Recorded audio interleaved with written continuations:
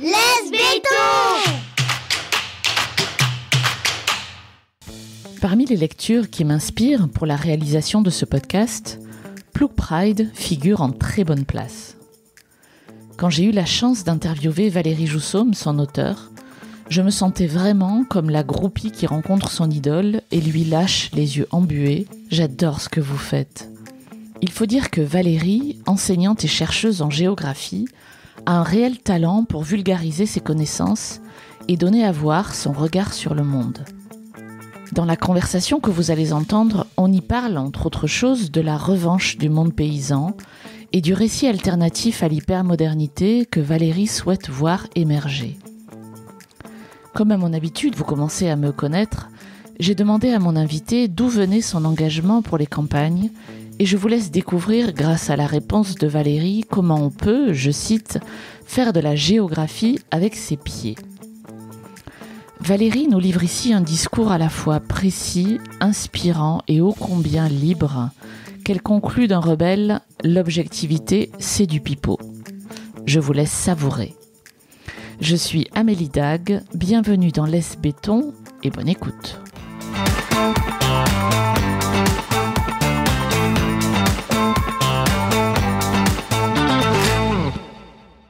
Bonjour Valérie. Bonjour.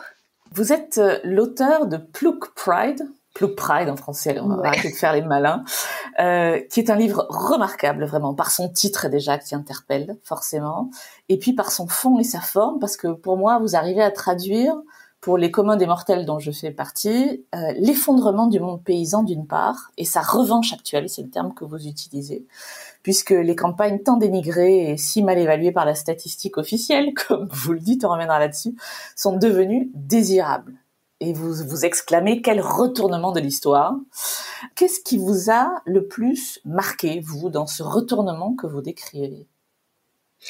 Moi, ça me surprend pas, moi, à titre personnel, parce que je suis arrivée à l'université à la fin des années 80, je suis d'origine rurale, et j'ai bien sûr je me suis orientée vers des études rurales, enfin géographie aménagement, et je me suis assez vite rendu compte que ce qu'on racontait sur les campagnes, la façon dont on les voyait, dont on les interprétait, dont on mesurait, ça correspondait absolument pas du tout à la façon dont moi je les habitais et dont j'avais l'impression que les gens autour de moi les habitaient. Donc, pour moi, c'est pas une surprise. C'est simplement que enfin, ça arrive au niveau statistique en fait, cette dimension du désir de campagne. Alors, dans votre livre, vous fustigez plusieurs choses, dont ce que vous appelez l'hypermodernité. Et vous écrivez que dans notre culture moderne, parler localité et ruralité n'est pas politiquement correct, entre autres. Alors, ça le devient depuis quelques années. Et là, c'est amplifié. Mais on va dire, jusqu'à il y a 5 ans, c'était même un petit peu... on va dire là jusqu'au Covid, là le Covid a rendu médiatique en fait. Ouais. Donc là maintenant, il est presque de bon ton et je le constate dans des gens qui sont toujours en quête de distinction sociale. Il est de bon ton de parler ruralité, d'avoir son petit circuit court, de faire sa cuisine. Mais on va dire que il y a 5 ans de là, c'était complètement ringard. Et vous démontrez aussi, et c'est dans de longues pages qui sont passionnantes, comment l'adjectif urbain a remplacé le mot moderne. Et c'est vrai qu'on s'en aperçoit même plus, et c'est effarant quand même. Alors, à mon modeste niveau, moi, je me suis rendu compte de ça quand j'ai dû choisir le nom de ce podcast.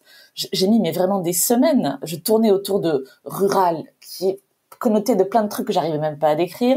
Territoire, on sait pas trop ce que c'est, puis on sent bien que ça décrit pas ce que ça devrait décrire. Donc j'ai trouvé une pirouette en parlant de Laisse béton qui m'arrange bien. Qui est très chouette d'ailleurs. Ah bah merci, c'est gentil. Alors, quel serait le terme approprié pour décrire la campagne ou la ruralité, ou qu'est-ce que vous utilisez en fait comme mot ? Moi, j'utilise le mot campagne. C'est comme le mot ville en fait. C'est un mot où tout le monde en a une représentation de quelque chose. D'accord, pas forcément la même, peut-être. Pas forcément la même, mais c'est ce que j'ai essayé d'expliquer dans le bouquin, c'est que la notion de ville-campagne, c'est une polarité, c'est une dualité qui sert à ouvrir un champ de conscience, un champ de réflexion. Les gens ne comprennent pas ça. C'est pour ça que j'ai plein de collègues dans les journaux qui disent « il ne faut pas opposer la ville et la campagne ». J'ai horreur de ça parce que en fait, quand on dit ça, on empêche de penser. Parce que c'est qu'on ne comprend pas le sens d'une dualité chaud-froid. En fait, chaud-froid, qu'est-ce qui est chaud, qu'est-ce qui est froid? Ben ça dépend. Enfin, je veux dire, qu'est-ce que moi j'estime être un temps chaud? C'est pas la même chose que quelqu'un qui vit au pôle Nord ou quelqu'un qui vit à l'équateur. Ouais. Mais tout le monde a une notion de chaud et de froid. En fait, c'est une polarité, c'est deux choses qui sont reliées. C'est-à-dire qu'on pourrait dire que le froid, c'est du non-chaud et vice-versa. Et qui sont reliées et qui sont complémentaires. Et ville et campagne, c'est la même chose. C'est la ville et la campagne, c'est une polarité complémentaire qui ouvre un champ de conscience pour parler de l'aménagement du territoire humain. Je dis bien humain parce que, évidemment, il y a 3 types d'environnement. Il y a la nature sauvage, la nature domestiquée par l'homme qu'on appelle traditionnellement la campagne et les environnements de vie artificielle qu'on appelle la ville. Donc, ville-campagne, ça sert à parler de l'aménagement humain. Je ne parle pas de la nature sauvage, mais il n'y en a pas en Europe de nature sauvage. Ouais. Donc, c'est pas la ville opposée au désert, à la nature sauvage comme en Australie ou même en Amérique du Nord. Mais ville-campagne, c'est une dualité qui nous permet de discuter de différents degrés d'aménagement du territoire par les humains, entre le plus naturel que nous on est, qui est un naturel agricole domestiqué par l'homme pour produire de la nourriture, jusqu'à un environnement de vie artificiel intégralement produit par les humains. Et en ouvrant ça, ville-campagne, c'est une polarité. On pourrait dire que la campagne, c'est ce qui délimite la ville en l'entourant. Parce que et c'est là le problème du mot urbain, c'est que s'il n'y a pas de campagne, alors il n'y a pas de ville non plus parce qu'il n'y a pas de limite à la ville. Alors si la ville est tout, si l'urbain est tout, le tout, c'est Dieu. C'est pas un objet de la science, c'est un objet qu'on ne peut pas définir. Et donc c'est ça, vous voyez, quand on dit avant il y avait le mot ville-campagne, après on est sur de l'urbain avec des dégradés d'urbain, donc tout est urbain. Alors comme tout est urbain, moi j'attaque un peu frontalement mes collègues qui parlent d'urbain, que tout est urbain, qu'il y aurait que des gradients d'urbanité. Si on en parle sur le territoire, c'est archi faux, parce que des gradients d'urbanité, on va dire, il y a l'urbain, puis ce qui serait pas du tout urbain. Bah, on est d'accord que le jour, c'est le contraire de la nuit, et on pourrait dire que la nuit n'est pas du tout le jour. Mais étant cela, elle est tout autre chose. Et donc, du pas urbain, étant cela, est ou toute autre chose, et mérite un nom, et ça s'appelle très banalement la campagne. Et en plus, c'est un mot qui existait avant. C'est un mot qui existe parce que moi, je suis aussi pour que on ait un débat démocratique, c'est-à-dire qu'il soit accessible à des gens qui n'ont pas un bagage universitaire, qui vont comprendre des concepts hyper compliqués. Donc, un des bases de mon livre, c'est de dire je ne mets pas de mots compliqués, j'utilise le vocabulaire commun qui est suffisamment riche pour qu'on puisse quand même se comprendre. Et vous réussissez parce que je l'ai compris, donc ça a marché, je peux en témoigner. Alors il y a plein de choses qui m'ont interpellée dans votre livre, et l'une d'entre elles, c'est que vous écrivez que toute innovation passe par 3 phases dans l'opinion publique. La première phase, c'est se dire c'est ridicule. Et vous décrivez par les ploucs sont ridicules, voilà. La deuxième phase, c'est dangereux. Alors les zadistes sont dangereux, je pense, les gilets jaunes encore plus, ou encore moins, je sais pas, ou tout autant. Et puis la troisième phase, c'est évident. Et effectivement, quand on lit ça, on se dit mais oui. Alors c'est pas moi qui ai inventé ça. Ouais. Je l'avais lu dans les travaux de Idriss Aberkan, et puis là je l'ai vu, vous savez, sur les réseaux sociaux, on a toujours plein de citations. Et ça a été attribué à Schopenhauer, donc je ne sais pas si c'est vrai. D'accord. Mais en tout cas, c'est un processus qui a été observé pour le vote des femmes, par exemple. Et je pense que c'est le cas pour la question des mémoires paysannes, en fait. C'est-à-dire qu'effectivement, le plouc est ridicule. Le zadiste est dangereux. Et puis, je pense que la vie, cette vie que moi j'appelle les bohèmes, qui est le mot positif pour les décrire, cette vie cette façon de voir le monde qui sort de la modernité, et ben ça sera l'évidence de la société de demain, je pense. Alors, qu'est-ce qu'il faudrait justement pour que ça devienne l'évidence ? Alors, j'essaie de raconter ça en ce moment je fais des conférences qui s'appellent « On aménage le monde comme on envisage la vie ». C'est-à-dire que la façon dont on habite le monde, dont on l'aménage, n'est que la matérialisation de notre façon de voir les choses. Le sens de notre incarnation, qu'est-ce qu'on fait là, c'est quoi l'espace, c'est quoi le temps, qu'est-ce qu'on fait là, la relation avec les autres. Et je prends une métaphore. D'un point de vue de métaphore, il y a l'ère paysanne où le monde paysan voit le monde comme un potager. Ensuite, l'ère de la modernité, c'est le monde est une usine à produire et à consommer. Donc là, on va aménager le territoire comme une usine. Il faut que ce soit propre, ergonomique, pratique et pas cher. Donc on va faire des zones industrielles, des zones de commerce, des zones de loisirs et de tourisme, des zones résidentielles. Et la courroie de distribution de ce système territorial usine, c'est la mobilité motorisée. La mobilité motorisée. L'espace public est dédié à ça. Alors là, après, on passe dans l'hypermodernité. L'hypermodernité, c'est la modernité exaltée par la révolution numérique. Elle se déploie, cette hypermodernité, dans un contexte néolibéral. Et donc là, le monde est un ordinateur. Et donc, on va aménager le monde comme un ordinateur. On voit peut-être même vers un 4e environnement de vie qui serait des mondes virtuels. Moi, ce que je décris, c'est une bifurcation de ça, c'est-à-dire que dans les années 90, quand il y a eu la révolution numérique, on était tous dans l'ère de la modernité, on sortait des 30 glorieuses, donc on nous dit, écoutez, on va continuer sur la même culture, la même société, la société moderne, mais elle va être exaltée par le numérique. Donc, on va aller encore plus loin, encore plus vite, on va être encore plus puissant, encore plus rentable grâce au numérique. Dans les années 90, à vous et moi, on s'est dit, ouais, tiens, oui, c'est ça, on va suivre ça. Sauf que cette hyper-modernité, on voit qu'il y a de plus en plus de gens qui décrochent de ce récit du futur. C'est-à-dire, le monde est un ordinateur et l'homme, qu'est-ce que l'homme là-dedans? C'est un robot qui est connecté via Internet aux objets qui l'entourent. On se rend compte que ce modèle de société, encore plus vite, encore plus loin, encore plus fort, encore plus robot, il fait rêver plus personne parce que il nous mène tout droit à l'effondrement. Effondrement écologique, les limites de la planète, mais aussi un effondrement éthique parce que cette société qui, on va dire, d'un point de vue de l'aménagement, va générer ce qu'on appelle la smart city, la ville intelligente, qui est gérée par du big data, c'est-à-dire de la donnée de masse. Cette donnée de masse, elle est captée sur les gens.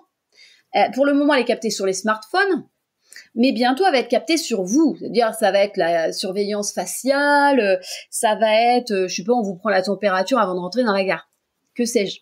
D'accord? Donc, on voit très bien qu'il y a un effondrement éthique, c'est-à-dire que cette société où le monde est un ordinateur est une société du technocontrôle qui nous emmène vers des modèles totalitaires.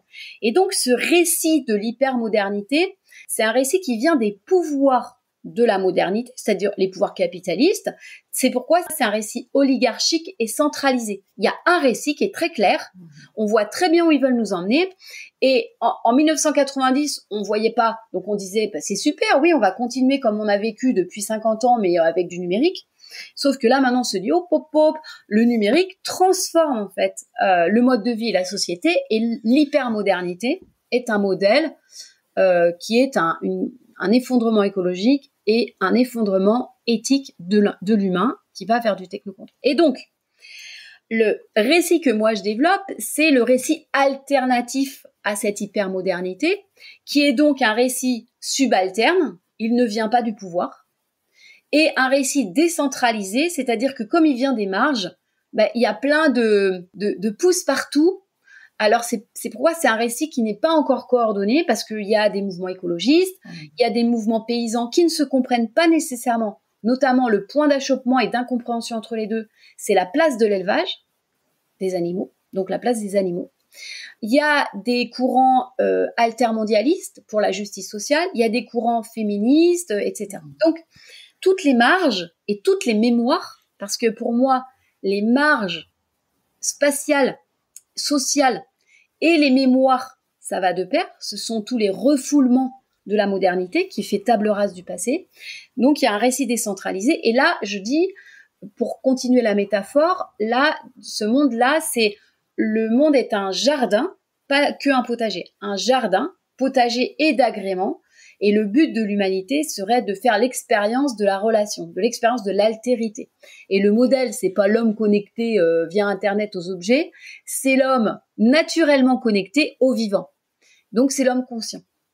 Alors, la question que vous me posiez, c'est comment aller vers ça ? Eh ben, je pense qu'on y est, c'est-à-dire que plus on va voir malheureusement le mur et les horreurs de l'hypermodernité, plus ça va décrocher. Et vous voyez bien que on a un modèle politique qui prône l'hypermodernité, parce que les pouvoirs en place prônent l'hypermodernité, et on va avoir une population qui désire de plus en plus la transition.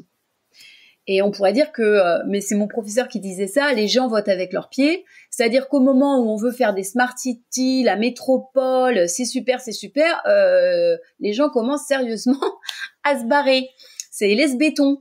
Voilà, et donc il y a un raidissement des pouvoirs qui voient bien que maintenir leur projet de futur passe par de plus en plus d'autoritarisme et de coercition, mais je pense pas que ça puisse tenir très longtemps face au désir profond des masses en fait.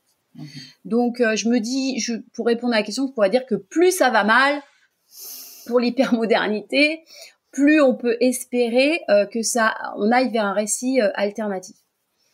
Moi je dis toujours aux gens, quand on rêve, c'est pas plus compliqué de rêver du positif que de rêver du négatif. C'est-à-dire que les gens, pour le moment, préfèrent se complaire à s'imaginer des scénarios à la Mad Max plutôt que se retrousser les manches à se dire bon, on va éviter ça parce que je pense qu'il y a quasiment la totalité des gens qui n'aspirent pas à un scénario à la Mad Max où chacun pour soi, voilà. Et moi, je dis aux gens, il faut arrêter de faire des rêves à la Mad Max et commencer à se raconter des histoires où on peut faire autrement.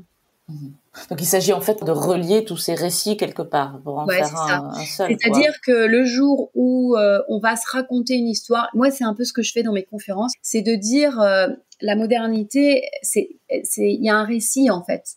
Il y a un récit qui était on va satisfaire nos besoins matériellement. Ça a bien fonctionné. Et puis, mais ce récit, c'est pas construit non plus. Il y a beaucoup de lutte sociale. Faut pas imaginer que voilà, les choses, ça se construit très facilement. Mais c'était un peu la satisfaction des besoins humains fondamentaux dans la matière, dans l'avoir. Donc, ça a fonctionné. Aujourd'hui, ça fonctionne pas. Et moi, ma proposition, c'est de dire, revenons aux besoins humains fondamentaux et voyons aujourd'hui comment on peut à nouveau les satisfaire. Je vous propose, pour que ce soit plus simple, de retenir 3 niveaux. Il y a un niveau qui est protection. Il y a un niveau qui est plutôt relation. Et il y a un 3e niveau qui est plutôt le sens, la signification de la vie. Donc ces besoins, dans les sociétés paysannes, on va dire que la protection, c'est au niveau de la maisonnée ferme ou la maisonnée d'artisan.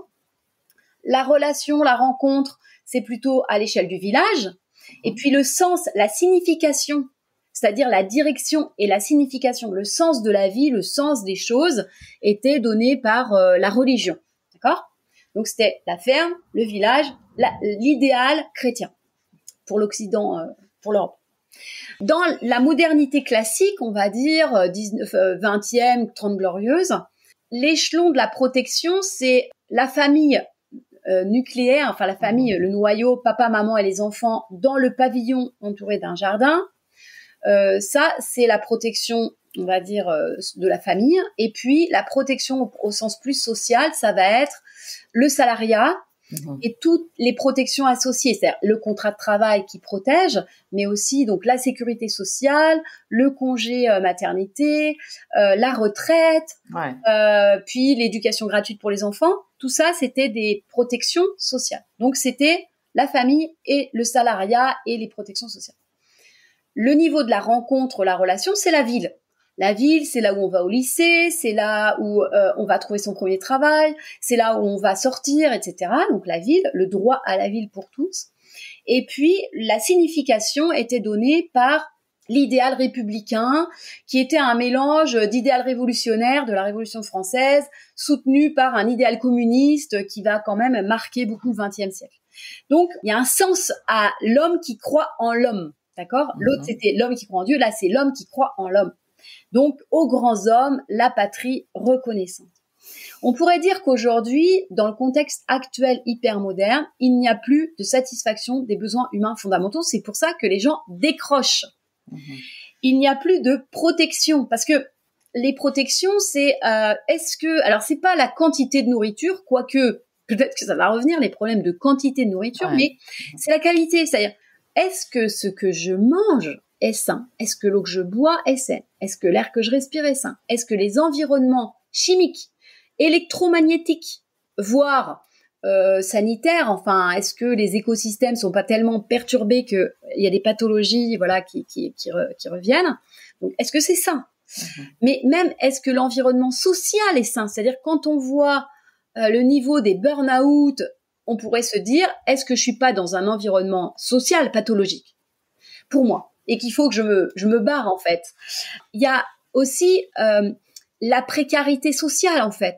C'est-à-dire que toutes les sécurités sociales sont en train de sauter les unes après les autres. Le contrat de travail à durée permanente est rare.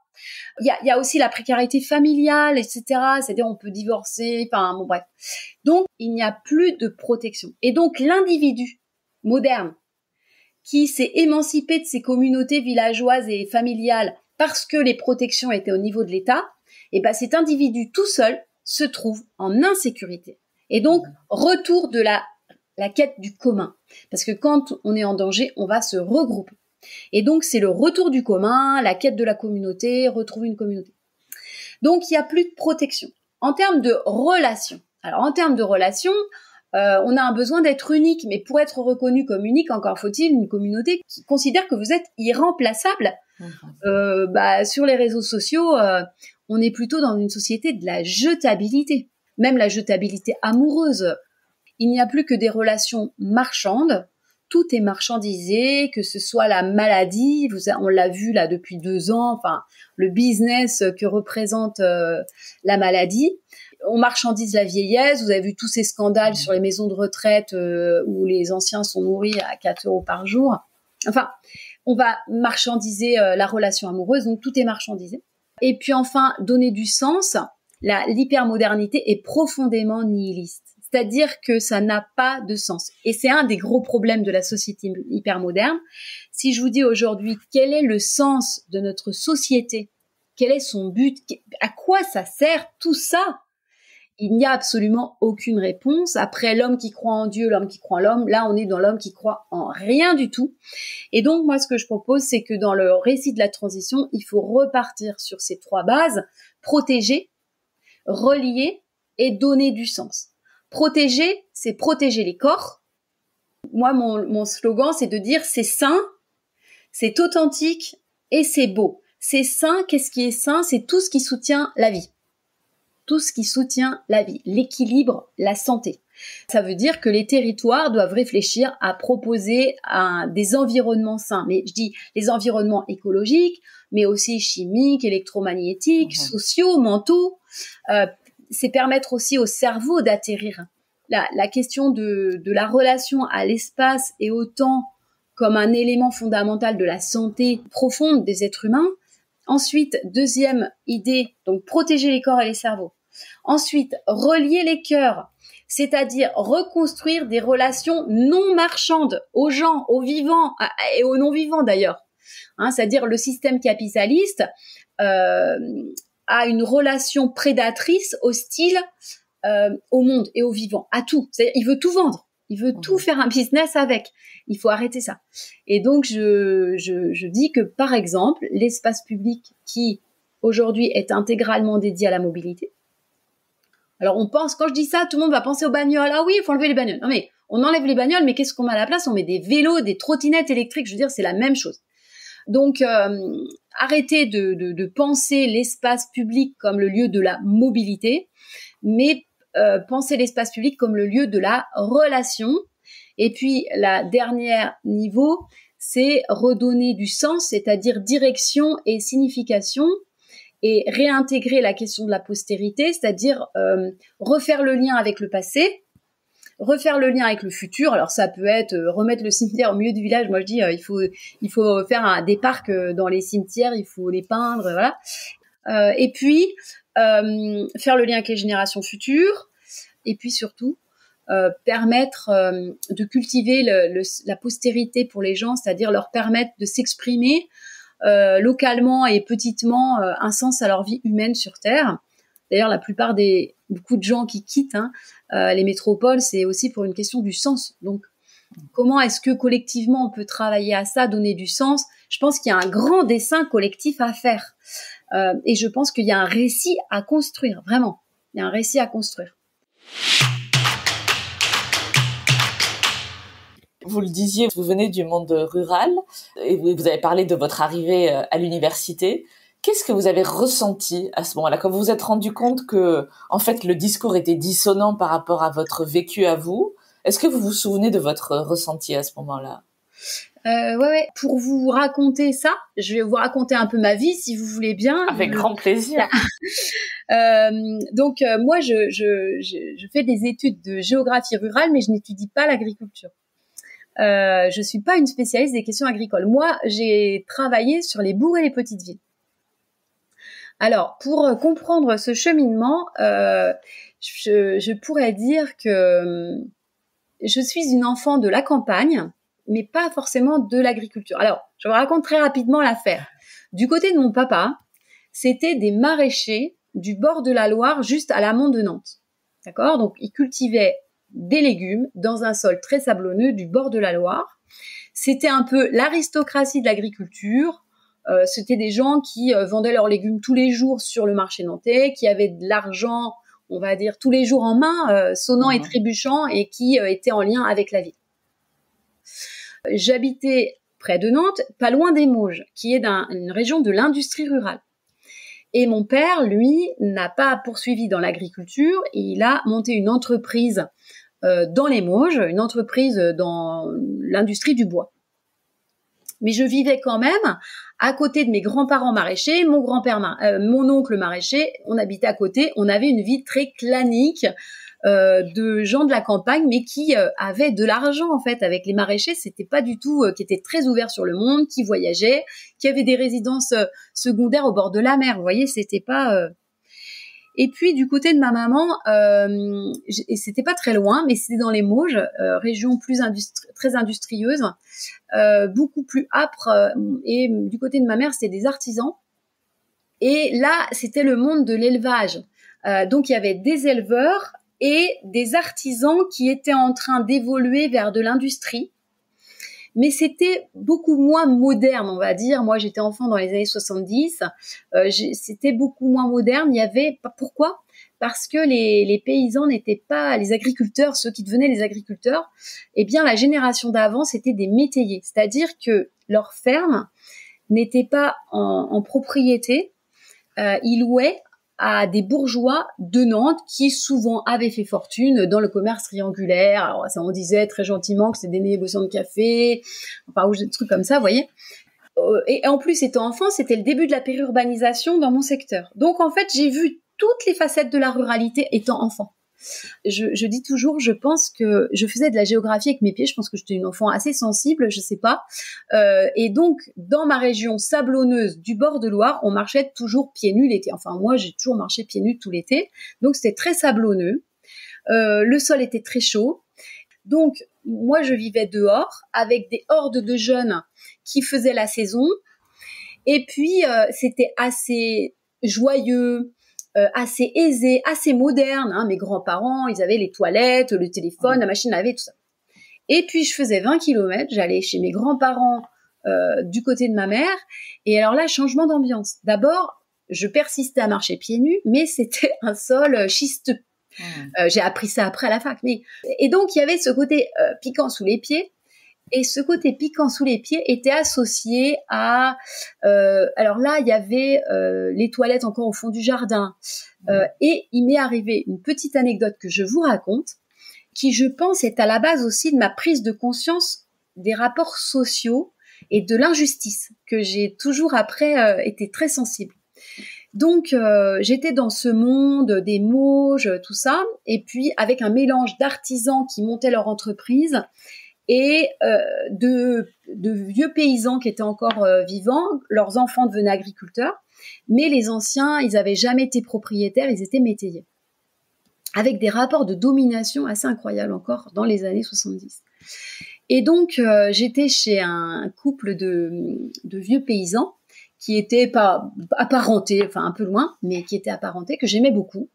Et j'étais chez eux, il y avait les cochons, à l'époque, il y avait encore les cochons, les poules, enfin, ils avaient maintenu la basse-cour, ils étaient âgés, mais ils avaient maintenu leur vie paysanne. Et j'étais chez eux, et je demande d'aller aux toilettes. Et la grand-mère me dit, mais il n'y a pas de toilette dans la maison, il faut aller à l'étable. Si tu veux faire pipi, tu vas dans l'étable. Alors moi, je suis restée comme deux hommes flancs. Je me suis dit, mais comment se fait-il que le grand-père et la grand-mère bureau n'aient pas de toilette? Et là, il y a mon oncle qui, lui, avait une maison neuve et tout ça. Il a dit, eh bien, il n'y a pas de toilette parce qu'ils ne sont pas propriétaires de leur maison. Et leur propriétaire, qui est donc un bourgeois de Nantes, refuse qu'il y avait ni salle de bain, ni WC. Ça m'a choquée. Et mon oncle, d'ailleurs, ce qu'il a fait dès qu'il a pu, c'est qu'il a racheté les murs et il a fait des sanitaires à ses parents. Donc, vous voyez, moi déjà, enfant, j'avais une vision de différents types de sociétés rurales avec différents niveaux de revenus, mais aussi différents accès à la modernité. Parce que les éleveurs, vous voyez, je veux dire, ils avaient de l'argent que quand ils vendaient une bête. Ouais. Donc, enfant, j'étais très sensible à tout ça. En plus, moi, allant à l'école dans ma commune, il y avait un début de périurbanisation, donc il y avait ceux du lotissement. Donc, j'ai vu cette greffe-là. Et donc, c'est comme si je faisais déjà de la géographie des sociétés rurales, pas strictement dans leur dimension agricole, dans leur dimension sociale, une espèce d'anthropologie, vous voyez. Et puis, je suis arrivée à la fac. Alors là, c'était l'endroit le plus merveilleux du monde parce qu'il y avait des tonnes de livres. Alors là, il y avait accès à tous les savoirs possibles. J'ai adoré, j'y suis toujours restée d'ailleurs. Et donc je suis arrivée à l'université. Mais c'est petit à petit où, voilà, quand ils disaient, voilà, la campagne, il y a rien, je sais pas quoi, c'est la misère. Je me dis, mais franchement, ils connaissent pas les maraîchers. C'est pas la misère du tout, ça va très bien. Enfin, vous voyez, c'est une campagne proche de la ville. Alors après, évidemment, moi, c'est peut-être pour ça que j'ai ce côté positif, c'est que je suis dans des campagnes très vivantes, en fait. Parce que les Mauges, la Vendée, c'est extrêmement dynamique, extrêmement vivant. On va dire que l'exode rural n'a pas saigné ces campagnes-là. Ça a un peu étêté l'excès. Après, moi, quand je partage ma vision, quand même, je pense que les gens qui vivent à la campagne, enfin, c'est pas le bagne non plus, vous voyez ce que je veux dire? C'est pas le bagne, la campagne. Enfin, franchement, les gens, ils vont dire, il n'y a pas de musée, il n'y a pas, mais franchement, est-ce qu'on va au musée tous les 4 matins et est-ce que le summum de la réussite humaine, c'est d'aller au musée? Vous parliez tout à l'heure de vos collègues qui utilisent le mot urbain, qui méconnaissent certainement la campagne. Alors, je vois certaines des réactions qu'il y a pu avoir à la sortie de votre livre, qui, me semble-t-il, a fait beaucoup parler, et c'est très bien. De la part de vos collègues dans le même domaine que vous ou pas d'ailleurs, est-ce qu'il y a eu des réactions qui vous ont surprise à la sortie de votre livre ou pas? Ou ils vous connaissent si bien qu'ils n'étaient pas surpris? En fait, ce qui m'a surpris le plus, c'est leur silence. Ah. Ouais. Alors, d'abord, je déborde beaucoup de la géographie. Alors ça, c'est une des ambiguïtés de l'université, c'est qu'on nous dit sans cesse, il faut être pluridisciplinaire, il faut s'ouvrir, il faut être pluridisciplinaire. Mais quand vous l'êtes, vous avez toujours les gens des disciplines voisines qui vous reprochent de ne pas être assez spécialistes, et les gens de votre discipline qui vous prennent pour un prétentieux. Je caricature un peu. Ouais, mais vous voyez, il y a une espèce d'ambiguïté. Et moi, j'ai osé, je brasse des aspects anthropologiques un peu vastes, où finalement, d'une certaine façon, je dépasse peut-être un petit peu les bornes pour mes collègues. Bon, Tant pis. C'est pas grave. Mais oui, mais après, bon, moi, je pratique le monde universitaire. Faut pas trop attendre de reconnaissance de ses pairs. On n'est pas prophète en son pays, comme on dit. Ouais. À la fin de votre livre, vous évoquez cette aspiration à la vie bonne qu'ont, je pense, une grande partie des gens qui quittent la ville pour s'installer en milieu rural. Et je ne le décrivais pas comme ça moi-même, mais je pense que c'est ce qui m'a poussée moi aussi à le faire.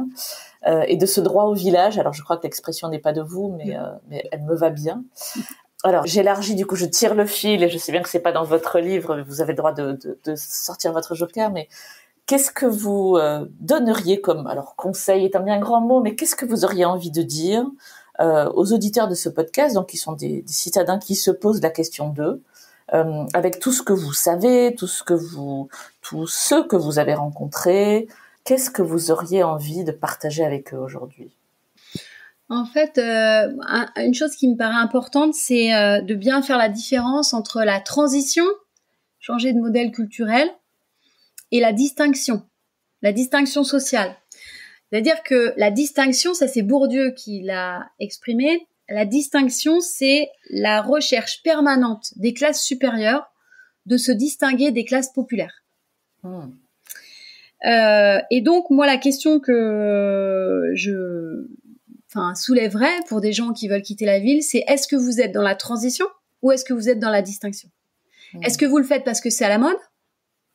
Ou est-ce que vous faites parce que la société dans laquelle on vit ne vous semble pas être un modèle culturel d'avenir et qu'il faut donc changer ? Parce que si vous le faites par distinction, alors vous allez garder le comportement de la modernité, qui est un comportement mortifère, c'est-à-dire je suis supérieur, du passé faisons table rase, donc il y a que moi qui ai raison et je vais aller faire des leçons d'agriculture paysanne à des agriculteurs. Donc si vous êtes dans la distinction sociale, je pense que votre grève sera un échec, sauf si vous allez dans un coin où il y a que des gens comme vous. Et puis deuxièmement, la société va continuer à courir à sa perte et à son effondrement parce qu'il y aura rien qui va changer. Donc ça veut dire que si je pars, c'est que je suis dans la transition, donc je change de modèle culturel, donc je change aussi toutes mes applis intérieures qui sont complètement obsolètes, à savoir je suis pas supérieure. Ouais. Je suis dans la résurgence des mémoires, donc je m'intéresse à l'histoire de ces ruraux qui ont été acculturés, mais après tout, on a tous été acculturés par la modernité, et puis voilà, mais voilà, et plutôt que d'être dans le passé faisons table rase, c'est récupérons nos mémoires pour voir ce qui peut être heureux là-dedans et recyclable pour inventer un monde du futur. Donc c'est vraiment pour moi c'est le changement profond en fait. Le changement culturel, c'est-à-dire je suis pas dans une relation marchande. Le but de la vie, c'est le monde est un jardin où on est là pour faire l'expérience, pour se connaître soi-même grâce à la relation qu'on a aux autres, aux vivants, au cosmos. Voilà.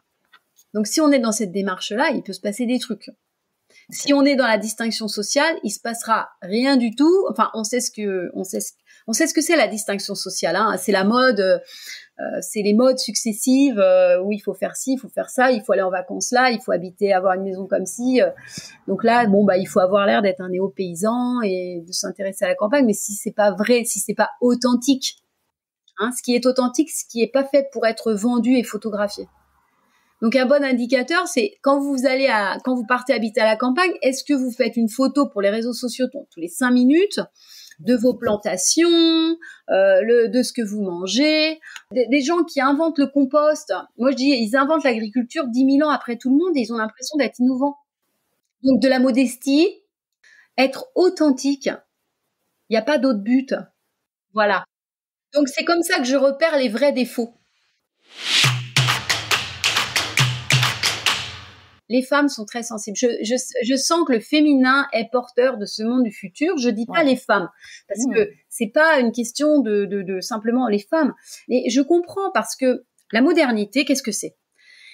La modernité, économiquement, c'est la révolution industrielle, c'est la maîtrise mécanique du feu. Le jour où on s'est transformé de la chaleur en mouvement, C'est-à-dire le jour où on invente un moteur. C'est le début économique de la révolution thermo-industrielle. Son origine philosophique, son récit philosophique, c'est les Lumières. Donc, 18e siècle, l'esprit des Lumières français. Mais son origine sociale de la modernité, c'est une catégorie sociale complètement minoritaire de l'ère paysanne. Dans l'ère paysanne, c'était des paysans et des aristocrates qui possédaient la terre. Les changements sociaux viennent par des minorités, en fait.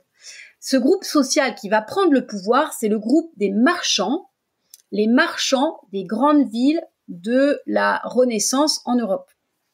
Les Vénitiens, la Hanse, et puis après, ces marchands-là, ils vont faire fortune avec les colonies.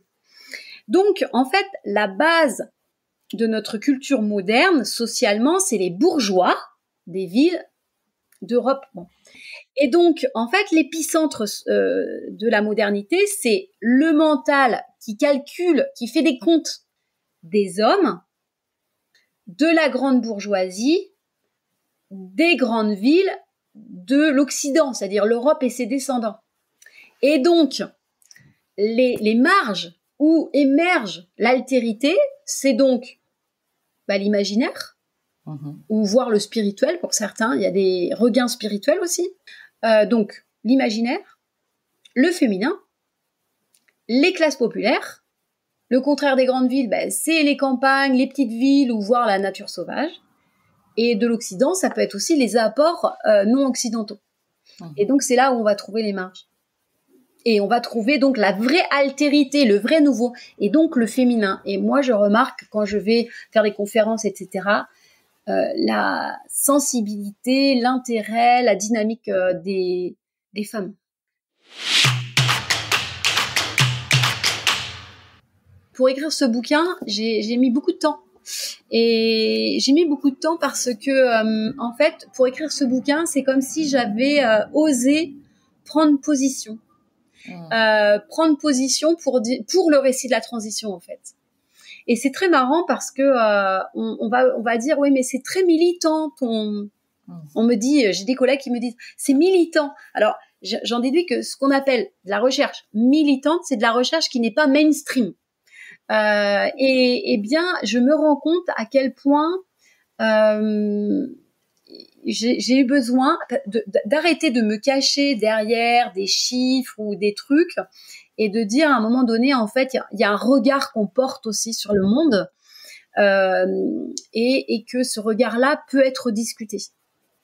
C'est-à-dire la façon dont on regarde la campagne est une façon moderne ou hyper moderne aujourd'hui de regarder la campagne. Mais ce n'est pas objectif. Et je pense qu'aujourd'hui, dans la science, et ça c'est un des dogmes de la modernité, c'est de dire que il y a le sujet qui regarde son objet de recherche et que l'objet est indépendant du sujet. Il y a une espèce d'objectivité. Et j'ai mis beaucoup de temps à oser et à assumer en disant mais tout ça, cette histoire d'objectivité, c'est un peu du pipeau. Eh bien, merci d'avoir osé parce que c'est vraiment au-delà d'éclairant. Ça permet de mettre des mots sur des choses qu'on peut ressentir à un moment ou à un autre dans sa transition, comme vous le dites. Merci beaucoup, Valérie. Très bien, merci à vous. C'était Laisse Béton, le podcast qui aide les citadins à réaliser leurs rêves de vie au vert. Si vous voulez réagir à cet épisode, témoignez vous-même au micro de Laisse Béton ou me suggérez des invités.